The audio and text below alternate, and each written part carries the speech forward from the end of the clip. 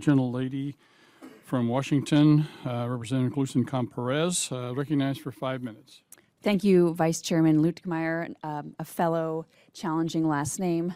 And thank you to Administrator. Got to get close. You got that was right on the head of the nail. Yeah, thank you.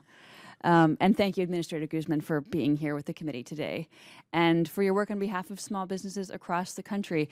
Last year at just about this time, you came to testify in front of this committee, and I told you about my experience with our auto shop, spending a year trying to navigate the 504 loan program. And that program was truly a vital source of capital for our business. And in maintaining trades businesses, right, all the other businesses were getting bought out and turned into coffee shops and tattoo parlors. And so being able to maintain an independent auto shop in so many communities is critical. We are pleased that this avenue of capital is available to people working in the trades who don't have another avenue. What is the administration doing to make the experience more navigable for first-time entrepreneurs who don't have a year to follow up, to spend on this process? Yes, I completely agree. The 504 program is a vital asset builder for small businesses around the country and for sustainability in neighborhoods as costs increase, buying their building or buying equipment. And it's critical with these investments, whether it's CHIPS, infrastructure, or the Inflation Reduction Act, as businesses need heavy investment capital to move forward. We have streamlined our regulatory process on both 7A and 504, really trying to work to make sure that the lenders have easier processes and more certainty around their guarantee as well by simplifying the affiliation component. That was the #1 reason for denials. It's a very confusing process previously. But we've also deferred to their underwriting standards and best practices as well. So these have been very well received by the trade organization that represents the 504 lenders, NADCO.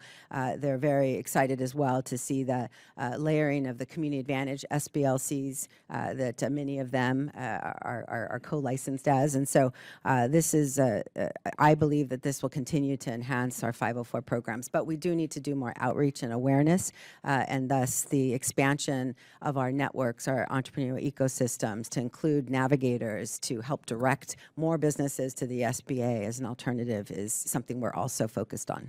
That's great. Last year, we talked about the MySBA.gov portal and its goal to give a single point of entry for businesses to perform the things they need. Can you give us an update on the improvements made to the system over the past year, and how is it serving businesses? Our goal is to simplify the customer experience for the small businesses. The President's executive order on customer experience, direct specifically some of our programs on this, including the unified lending platform where servicing happens, where now disaster lending happens. It was recently with the Western Governors Association, and in Oregon, the governor said, after the ice storms, businesses and individuals got their money within 2 days thanks to this new system. So that's one of the experiences. The other is VetCert. And our goal is to add on the other programs of the SBA into this single door entry for our small businesses so that it can be enhanced. Great. The SBA also recently launched the Lender Match program, which, according to the SBA press release, features nearly 1,000 lenders, 257 community-based lenders who can connect to potential customers and earn their business. But I'm concerned because I've also heard from small business community banks that are in the process of getting certified for SBA lending that the process is onerous and time-consuming. I'm wondering what considerations are being made in the program for small community banks who may have limited staff capacity.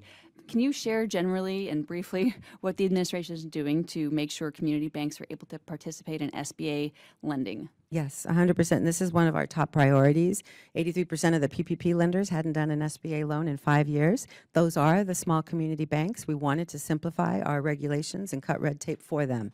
Lender Match is an incredible tool that we wanted to level the playing field in as well. And so what we've done is added on our pre-screening for fraud and eligibility, which we've deployed across our 7A portfolio into the Lender Match system so that we could give these lenders more qualified leads and not just cold leads. So that should streamline their ability to review and vet the 50,000 businesses we get there every month.